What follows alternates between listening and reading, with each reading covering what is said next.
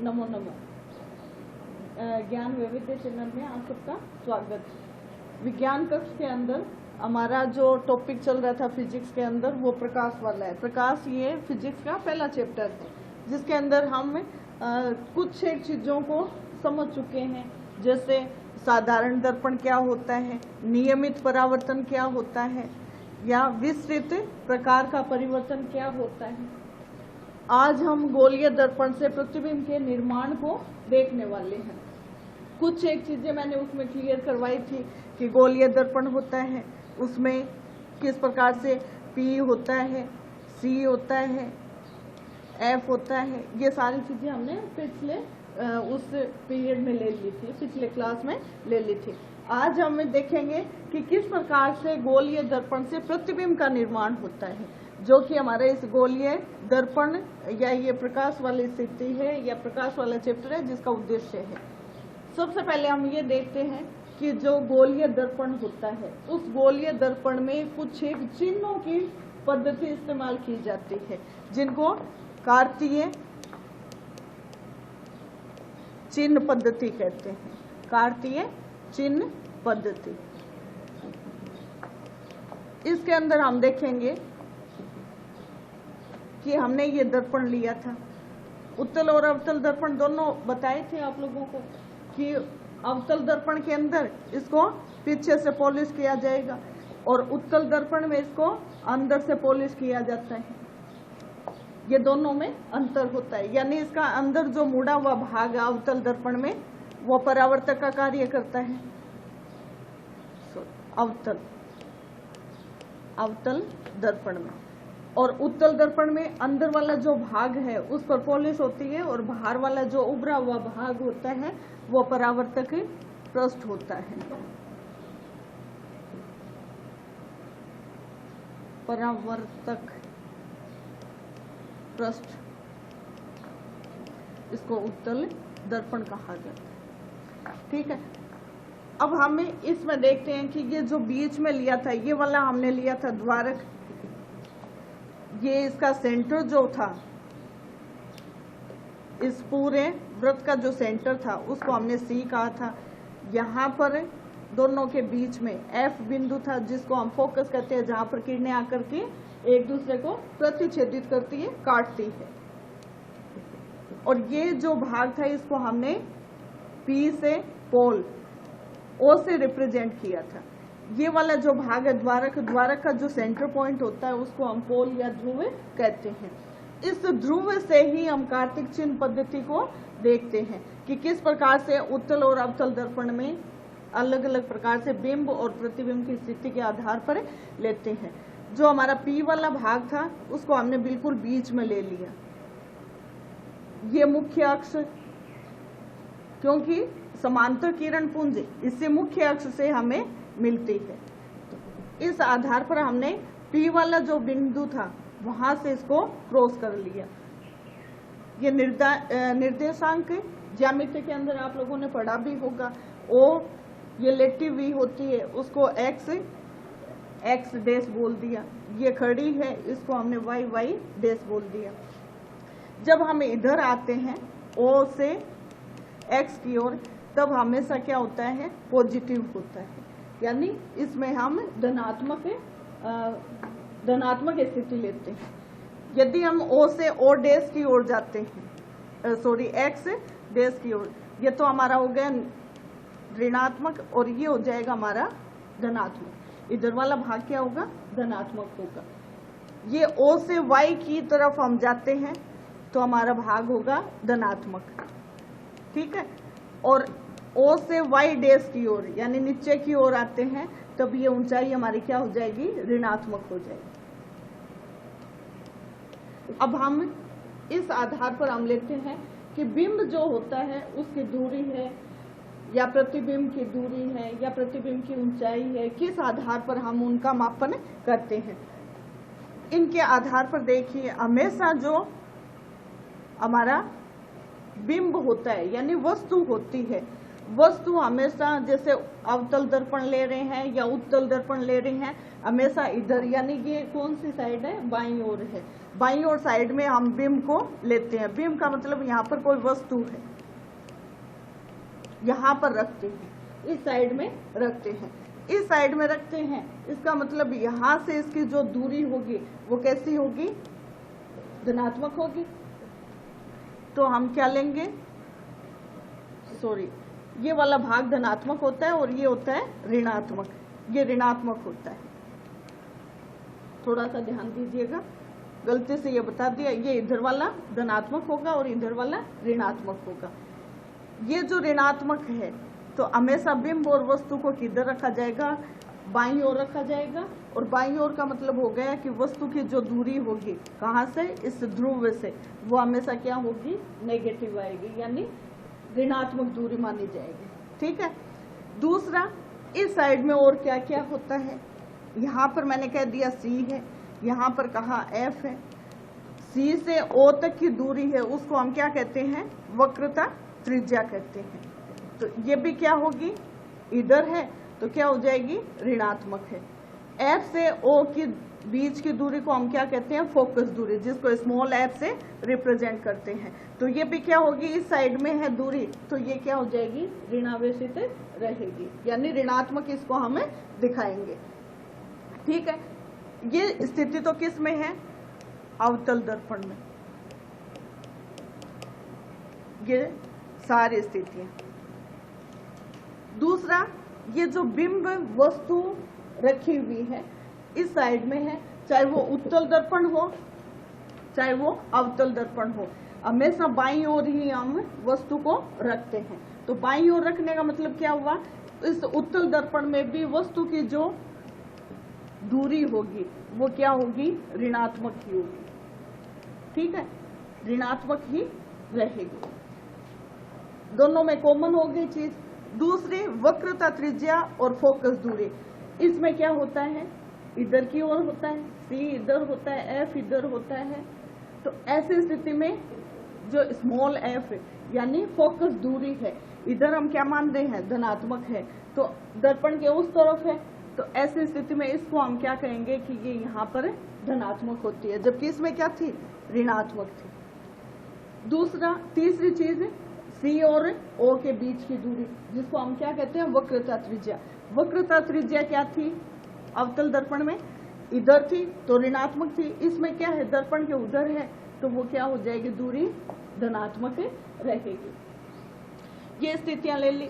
अब हम लेते हैं कि प्रतिबिंब, कोई भी वस्तु इधर रखी हुई है और प्रतिबिंब इस साइड में बनता है, यानी बाईं तरफ बनता है, तो बाईं तरफ हम क्या ले रहे हैं, ऋणावेशित।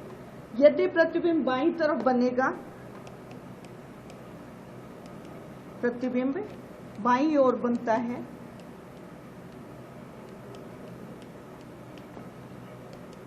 तो बाईं ओर क्या है, ऋणावेशित है। तो ऐसी स्थिति में प्रतिबिंब कैसा होगा, प्रतिबिंब की दूरी क्या होगी, इससे मानेंगे तो ऋणात्मक होगी।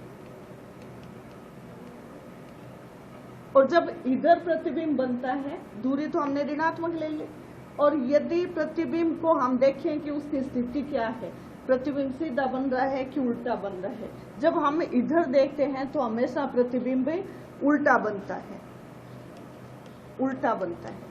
उल्टा बन रहा है, इसका मतलब क्या हो गया, इधर की तरफ है, तो इसकी ऊंचाई क्या हो जाएगी, प्रतिबिंब की ऊंचाई क्या होगी, ऋणावेश नहीं, ये नीचे की तरफ हम क्या ले रहे हैं, ऋणावेश ले रहे हैं। और ऊंचाई क्या होती है, यहां से हम लेते हैं, क्योंकि O से OY, O से OY को हम ऊंचाई देते हैं। ठीक है, ये OX डेश या OX होता है, ये तो क्या होती है, दूरी होती है। और ये O से ऊपर या नीचे की तरफ लेते हैं तो वो क्या होता है, ऊंचाई होती है। ठीक है, अब प्रतिबिंब की बात हो रही है, उसकी ऊंचाई ले रहे हैं, तो प्रतिबिंब उल्टा बनेगा। उल्टा बनेगा तो इसका मतलब इस लाइन से नीचे की तरफ बनेगा, नीचे की तरफ बनेगा तो क्या होगा, ऋणावेशित रहेगा। ठीक है, ये किस में रहेगा, अवतल हो या उत्तल। यदि इधर प्रतिबिंब बनना है तो उसकी ऊंचाई क्या होगी, उल्टी प्रतिबिंब उल्टा होगा तो उसकी ऊंचाई क्या होगी, ऋणात्मक होगी। उत्तल दर्पण में हमेशा प्रतिबिंब उधर बनता है, तो ऐसी स्थिति में उसमें जो दूरी ऊंचाई होगी प्रतिबिंब की वो क्या होगी, इधर प्रतिबिंब बनेगा तो हमेशा प्रतिबिंब सीधा रहेगा। सीधा रहेगा तो ऊंचाई क्या हो जाएगी, धनात्मक है। ऊपर की तरफ है तो ऊपर की तरफ का मतलब धनात्मक है।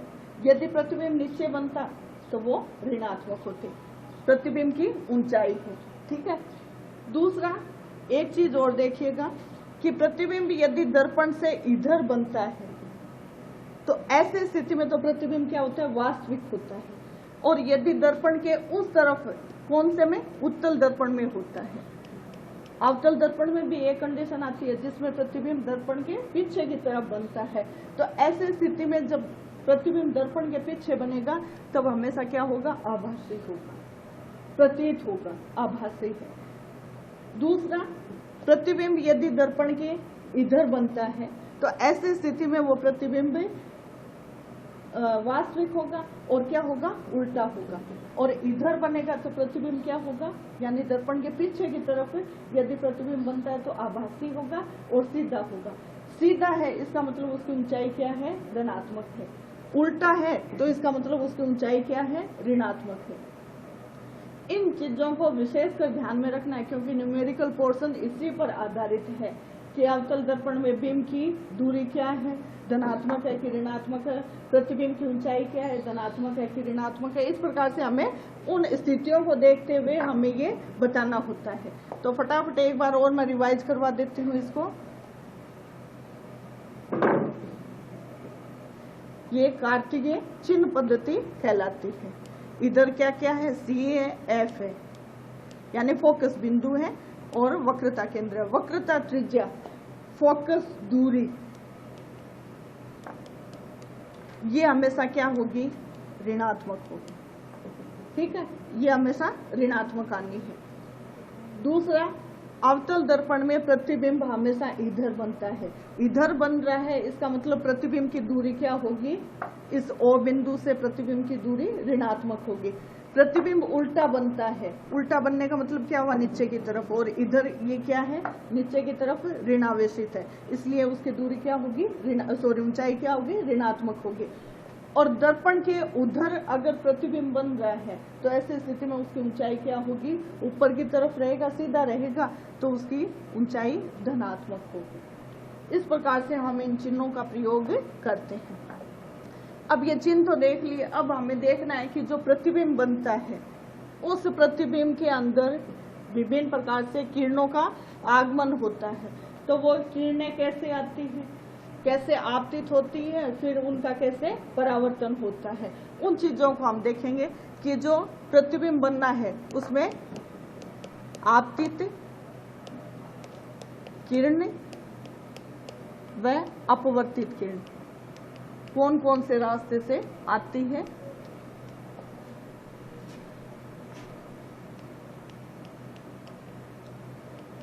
और कैसे उनका अपवर्तन होता है। आपतित है, परावर्तित, अभी अपवर्तन नहीं ले रहे हैं। आपतित का मतलब प्रकाश की ओर से आने वाली, परावर्तित का मतलब वापस से लौटते हुए। तो ऐसी स्थिति में अलग अलग प्रकार से इन किरणों को लिया जाता है प्रतिबिंब को प्राप्त करने के लिए। सबसे पहले मैंने यहाँ पर ये दर्पण बनाया और इस दर्पण को मैंने कह दिया कौन सा है, ये अवतल है। तो अवतल दर्पण से हम लेते हैं कि किस प्रकार से अवतल दर्पण में ये और ये किरणें प्राप्त होती है। बीच वाला भाग यहाँ पर मैंने कह दिया O, यानी कौन सा भाग है, ध्रुव है। यहाँ पर मैंने इसको C बोल दिया, यानी वक्रता केंद्र है। और वक्रता केंद्र और ध्रुव के बीच में क्या है, फोकस है, ठीक है। ये चीजें हमें ध्यान में रखनी है।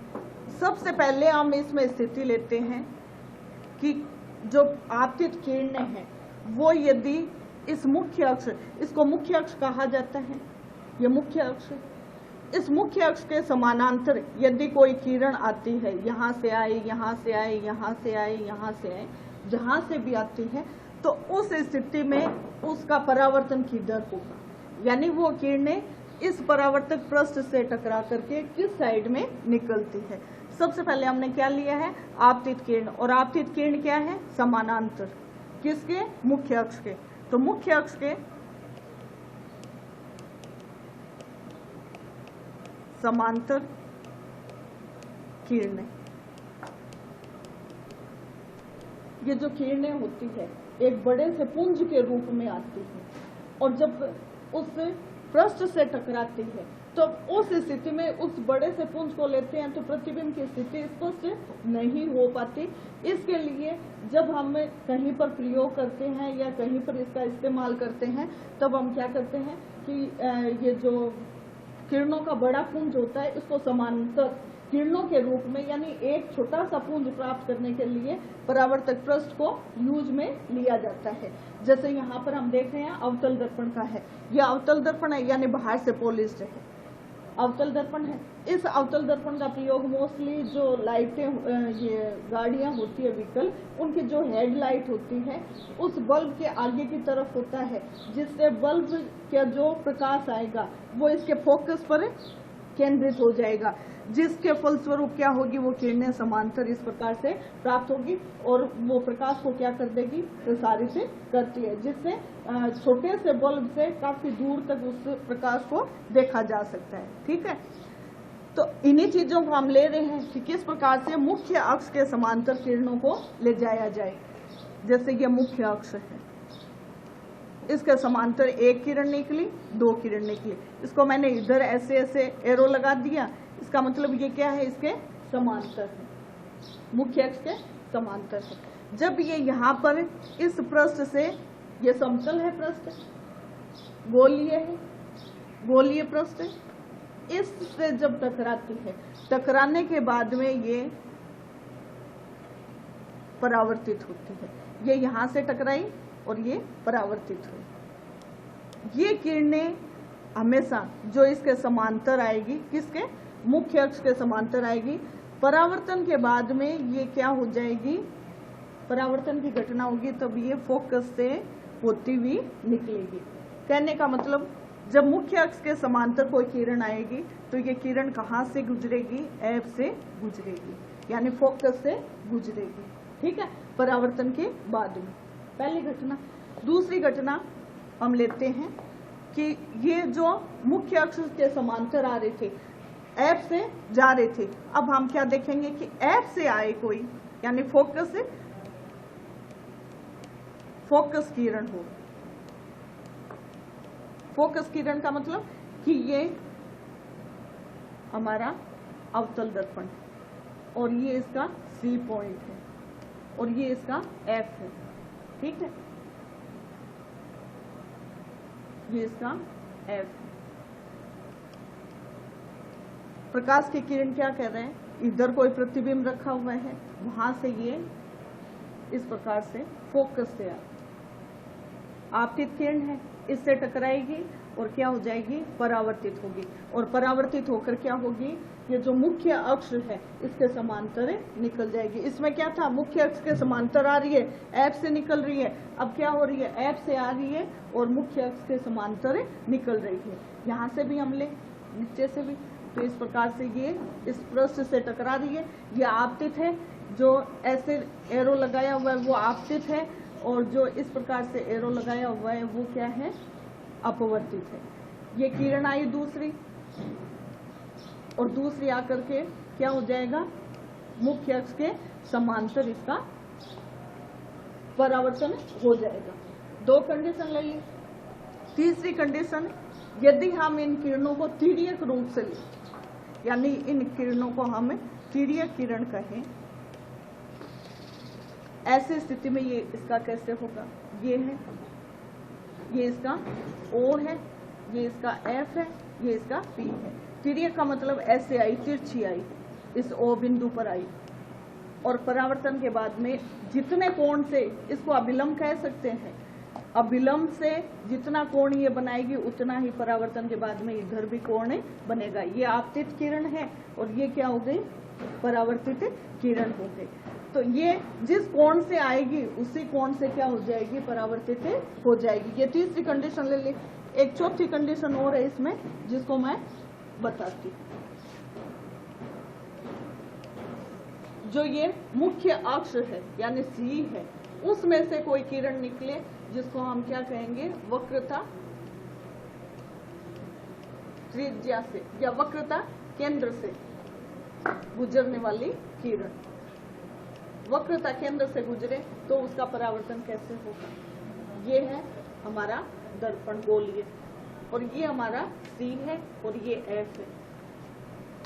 ये आई आपतित हुई, जिधर से आएगी और सी से गुजरेगी तो वो क्या हो जाएगी, सी से ही जिस साइड से आ रही है उसी साइड से वो वापस से निकल जाएगी। जिधर से आएगी उसी से वो पुनः लौट जाती है। मान लिया यहाँ से आ रही है मुख्य अक्ष से होती हुई सी को भेजते हुए, तो इधर से आ रही है तो इसका परावर्तन भी क्या हो जाएगा, इधर ही हो जाएगा। सपोज कीजिए इधर से आ रही है तो इसका परावर्तन क्या हो जाएगा, वापस ये इसी दिशा में लौट जाएगी। जिधर से आई उधर ही वापस इसका परावर्तन हो जाता है। तो इस प्रकार से हमने ये देखा अवतल दर्पण के अंदर विभिन्न प्रकार की स्थितियां। यदि मुख्य अक्ष के समांतर आती है तो परावर्तन के बाद में क्या होगा, एफ से निकलेगी, एफ से होते हुए वो किरण परावर्तित होगी। दूसरी स्थिति क्या ली थी, ये हमारी पहली स्थिति थी।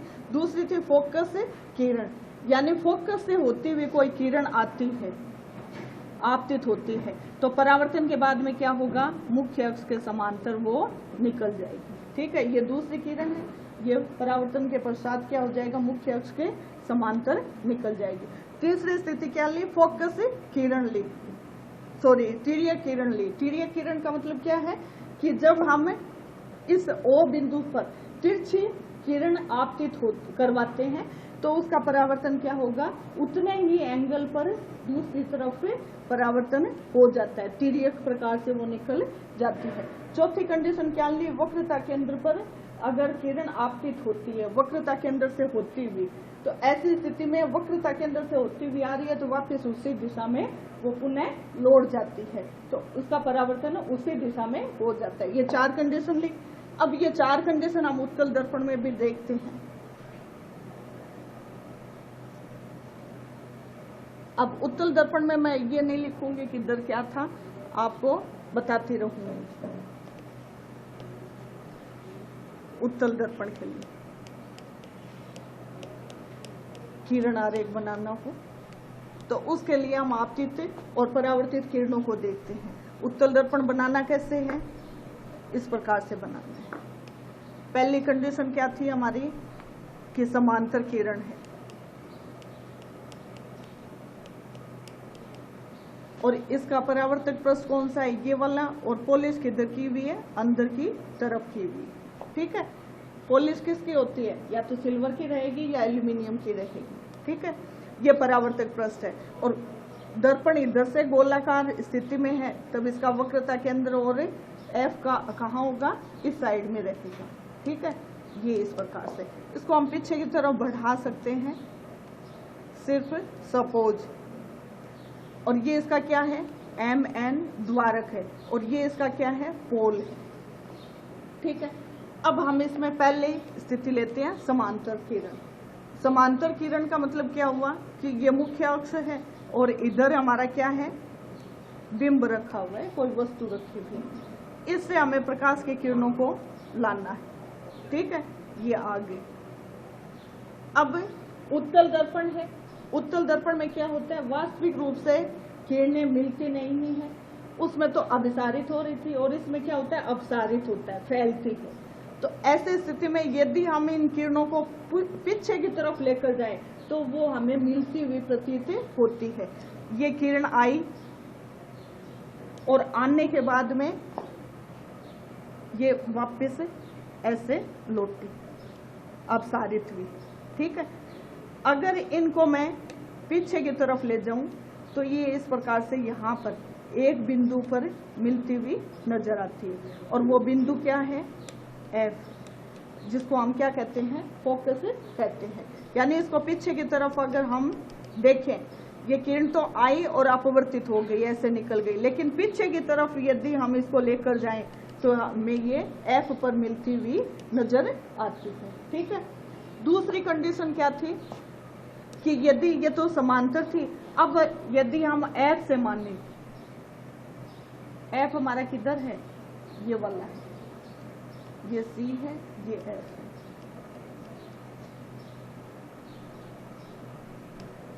यदि हमारी प्रकाश की किरण मानना आपतित हो रही है एफ से, एफ से मतलब कि यहां से ये आ रही, तो हमारा नियम क्या कहता है, हमारा नियम ये कहता है कि जब ये यहां से आपतित हो रही है, आन यहां से हमें सिर्फ लग रहा है कि पीछे की तरफ बढ़ाए तो ये इस फोकस से आती हुई नजर आएगी, यानी फोकस की तरफ आ रही है, आपतित हो रही है। परावर्तन के बाद में हमारा नियम क्या कहता है कि ये क्या हो जाएगी, इस प्रकार से समांतर हो जाएगी, किसके, मुख्य अक्ष के समांतर हो जाएगी। ये हमारा मुख्य अक्ष है, इस मुख्य अक्ष के ये समांतर परावर्तित हो जाती है। आपतित कहाँ हुई, इस एफ से आपतित हुई, और परावर्तन के बाद में वही अवतल दर्पण वाला कि परावर्तन के पश्चात ये क्या हो जाएगी, समांतर हो जाएगी। दूसरी कंडीशन थी, कौन सी थी, फोकस दूरी से, फोकस किरण है, फोकस से यदि ये किरण गुजरती है तो किस प्रकार से परावर्तन होता है।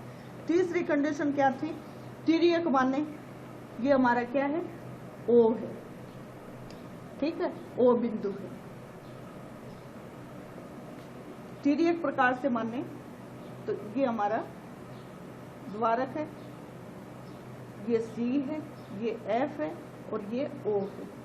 तिर्यक प्रकार का मतलब क्या होता है, ये हमारी मुख्य अक्ष है और किरण तिर्यक किरण है, ये हमारी इससे आई, आपतित हुई, और अवतल दर्पण में भी क्या हो रहा था, तिर्यक है तो ओ से टकराएगी, इस बिंदु से टकराएगी और वापस से उसी एंगल से जितना मान इस एंगल का था उतना ही मान इस एंगल का रहेगा, उस मान पर ये क्या हो जाएगी, परावर्तित हो जाती है। इस प्रकार से इसका परावर्तन हो जाता है।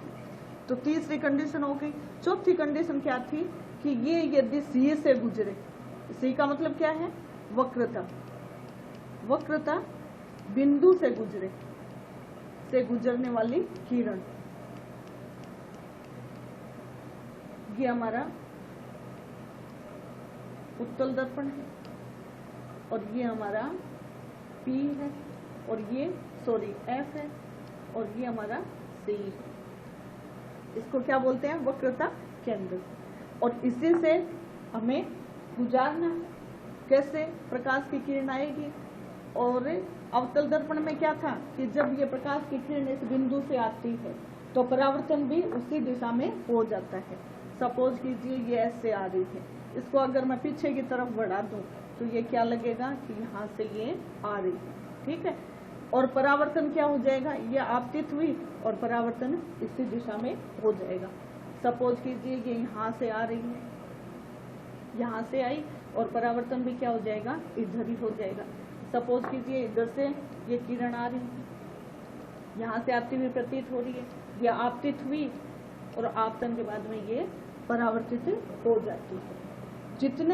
जिस दिशा से आ रही है उसी दिशा में पुनः लौट जाती है, ठीक है। ये 4 स्थितियां हैं, जिन स्थितियों को देखते हुए हम जो प्रतिबिंब है उसको देखेंगे कि किस प्रकार से अवतल दर्पण पर या उत्तल दर्पण पर प्रतिबिंब को रखा जाए, वस्तु को रखा जाए, और उसके फलस्वरूप इन किरणों में से किसी 2 कंडीशन की किरणों को साथ में लेकर के जहां पर वो एक दूसरे को प्रतिच्छेदित करेगी वहां पर वस्तु के प्रतिबिंब की स्थिति को हमें ज्ञात करेंगे, जो कि ये सबसे महत्वपूर्ण भूमिका या स्थितियां होंगी जिस आधार पर हम किसी प्रतिबिंब को प्राप्त कर सकते हैं, ठीक है। तो कल हम इसके बारे में अध्ययन करेंगे। आपका धन्यवाद।